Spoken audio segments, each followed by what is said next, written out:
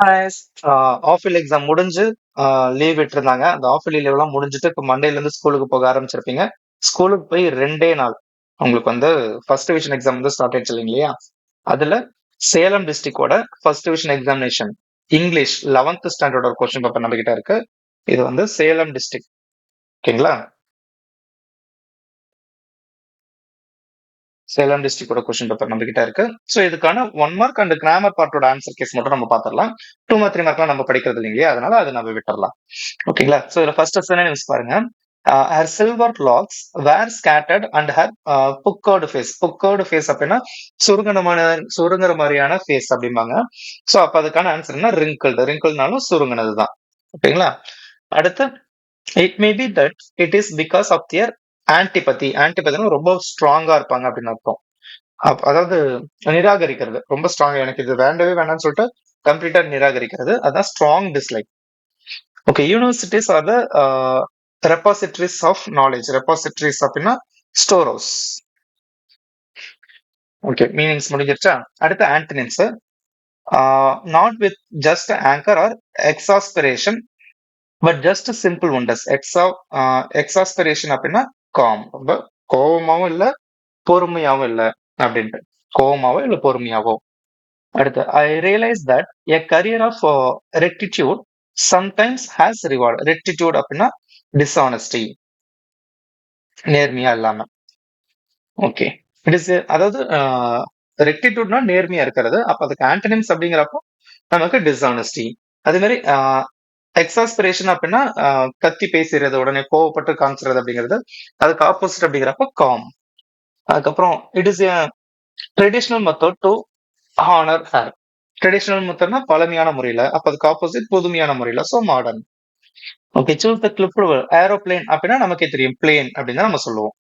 அடுத்து choose the root word that can be placed after the prefix. டிஸ்க்கு அடுத்து வரக்கூடிய root word discontinue.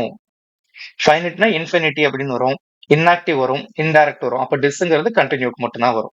Semi modal verb வந்து choose பண்ண சொல்லியிருக்காங்க. வி டேஸ் நாட்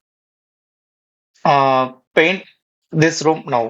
நாட் வந்துட்டாவே நமக்கு ஃபர்ஸ்ட் வரக்கூடிய ஆப்ஷன் என்னவா இருக்கும்னா நீட் தான் இருக்கும். நீட் நாட் அப்படிங்கறத நம்ம சொல்லணும்.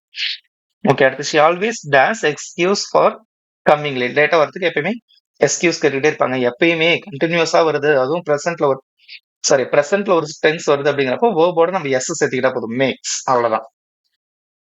Choose the correct expended. ICU வந்து என்னது அப்படின்னா இன்டென்சிவ் கேர் யூனிட். நிறைய மூவிஸ் எல்லாம் நம்ம கேட்டிருப்போம் இல்லையா? ஸோ மூவிஸ் அண்ட் நிறைய மூவிஸ் நியூஸ் இதை கேட்டாவே இங்கிலீஷ்ல நிறைய இதுக்கு நமக்கு வந்து ஆன்சர் தெரியும். அந்த மாதிரி தான் கொடுத்துருப்பாங்க. அடுத்து இன்காக்னிட்டோ. இதோட ஃபாரின் வேர்டு என்னது அப்படின்னு பார்த்தீங்கன்னா in discuss. Who travels worldwide for business is called and பிஸ்னஸ்க்கு உலகம் ஃபுல்லா சுத்துறவங்க யார் அப்படின்னு பார்த்தீங்கன்னா குளோப் ட்ராட்டர். குளோப் ட்ராட்டர் அப்படிம்பாங்க. கரெக்டான ப்ரிப்போர்ஷன் வந்து சூஸ் பண்ண சொல்லியிருக்காங்க. Raja own a car dare a bike. காரை விட சாரி பைக் கார் ரெண்டுமே அவங்களுக்கு வந்து ரொம்ப பிடிக்கும். அதுவும் காரை விட பைக் விட கார் வச்சுக்கிறது ரொம்ப பிடிக்கும் அப்படின்னு சொல்லியிருக்காங்க. அப்ப பிசைட்ஸ் அப்படின்னு சொல்லிட்டு 2 ஆப்ஷன் கொடுத்துருக்கு. பிசைட்ஸ் தான் கரெக்டான answer. Choose the meaning of the idiom back to the wall. Back to the wall இதுக்கு என்னன்னா இன் சீரியஸ் டிஃபிகல்ட்டி. ரொம்ப சீரியஸான ஒரு கண்டிஷன்ல வந்து வெளியில வந்திருக்காங்க அப்படிங்கிறதா இதோட மீனிங். ஸ்டாண்ட் ஃபார் இதுக்கான ஃப்ரேசல் ஒர்க் என்னது அப்படின்னு பார்த்தீங்கன்னா ரெப்ரசன்ட். ஸ்டாண்ட் ஃபார்னா ஒன்ன வந்து நம்ம முன்னாடி நின்று நடக்கிறது, அப்ப ரெப்ரசன்ட் அப்படின்னு நம்ம சொல்லலாம். அடுத்த article my friend is dare honourable man. And honourable man. அடுத்து dare of my friends wished me on my birthday. One of my friends with my birthday. Choose the most suitable word that can form a compound word. Water அப்படின்னா waterproof. அடுத்து question tag let's go out for a walk. அப்ப shall we, நானுமா, நான் வரலாமா, நாமளா அப்படிங்கிற மாதிரி question கேட்போம் இல்லைங்களா? அதுதான். ஓகே, அடுத்து போயம் அப்ரிசியேஷன் கொஸ்டின்ஸ் வந்து நாம படிச்சு எழுதுறது தான். அதுவும் போயம் லைன்ஸ்ல நமக்கு நிறைய ஆன்சர் இருக்கும். அதையும் எழுதலாம் தான் பார்த்தோம். சரி, அது நீங்களே படிச்சிருக்கீங்கன்னு சொல்லிட்டு விட்டாச்சு. ஓகே, அடுத்து கிராமர் பார்ட் பாருங்க. First 27. Though the battle has been won, the war isn't over yet. பேட்டில்ல வின் பண்ணியாச்சு, இருந்தாலுமே அந்த வார் வந்து முடியல அப்படின்னு சொல்லியிருக்காங்க இல்லையா? அப்ப இதை நம்ம எப்படி எழுதுறது அப்படின்னா, இங்க பாருங்க, the battle has been won. The battle has been won, but the war isn't over yet. தோ எடுத்துட்டு இந்த இடத்துல பட்டு போட்டு எழுதுனாவே நமக்கு முடிஞ்சிருச்சு. தோ ஏன்னா நம்ம இதுல எரர்ஸ் பாட்ல படிச்சிருப்போம். தோ பட்டு ஒரே சென்டென்ஸ்ல வரக்கூடாதுன்ட்டு. இந்த மாதிரி சென்டென்ஸ் எல்லாம் கேட்டாங்கன்னா நமக்கு ரொம்ப சிம்பிள். தோவை எடுத்துட்டு பட்டு போட்டா முடிஞ்சிருச்சு. ஓகேங்களா? அடுத்த 28th கொஸ்டின் பாருங்க. Jayashree said I am working in a school அப்படின்னு சொல்லி கொடுத்திருக்காங்க. இதை நம்ம எப்படி டைரக்ட்ல இருந்து இன்டைரக்டா மாத்துறது அப்படின்னா, ஜெயஸ்ரீ சேட் வந்துருச்சு. அப்ப நம்ம என்ன பண்ணணும்? எதுவுமே சேஞ்ச் பண்ணக்கூடாது. கன்ஜெக்ஷன் மட்டும் தான் ஆட் பண்ணும். தட். அப்ப Jayashree said that I am அப்படிங்கிறது அவங்களா சொல்லிக்கிட்டது. இன்டைரக்ட் ஸ்பீச்சுங்கிறப்ப வேற யாரோ ஒருத்தர் சொல்ற மாதிரி இருக்கணும் இல்லையா? அப்ப she was working in a school அப்படின்னு போட்டா முடிஞ்சிருச்சு. ஓகேங்களா? அடுத்து 29. My uncle presented me a watch. ஓகேங்களா? இதை வந்து நம்ம என்ன மாத்தோம்னா பாசிவ் வாய்ஸா மாத்தணும். பாசிவ் வாய்ஸ்னா பை அப்படிங்கிற ஒரு கனெக்ஷன் வேர்டு வரும், நமக்கு தெரியும் இல்லையா? சப்ஜெக்ட் வேர்பாவும் சாரி சப்ஜெக்ட் ஆப்ஜெக்டாவும் ஆப்ஜெக்ட சப்ஜெக்டாவும் மாத்தணும். பாருங்க, இங்க கொடுத்துருக்கேன் பாருங்க. எ வாட்ச் இது ஆப்ஜெக்ட் என்ன பண்றாங்க? பிரசன்ட் பண்றாங்க. அப்ப was presented to me. A watch was presented to me by யார் கொடுக்குறாங்க? My uncle. அவ்வளவுதான் முடிஞ்சு. இங்க கொடுத்துருக்கேன் பாத்தீங்களா? ஓகே. அடுத்து 20. If I were a bird I would fly. Okay. Were I a bird I would fly. அவ்வளவுதான். இஃப் ஐ வேர், இஃப் கிளாஸ்ல நம்ம வேர் யூஸ் பண்ணி எழுதணும். அப்ப இந்த இஃப் தூக்கிடுங்க, வேற முன்னாடி கொண்டு வந்துருங்க. அவ்வளவுதான் முடிஞ்சு. ஓகே. இப்ப இந்த 4 கொஸ்டின்ஸ் புரிஞ்சு இல்லைங்களா? அடுத்து இதே மாதிரியே நமக்கு வேற என்ன இருக்கும்? எரர் ஸ்பாட் இருக்கும் இல்லையா? இங்க இருக்கு பாருங்க.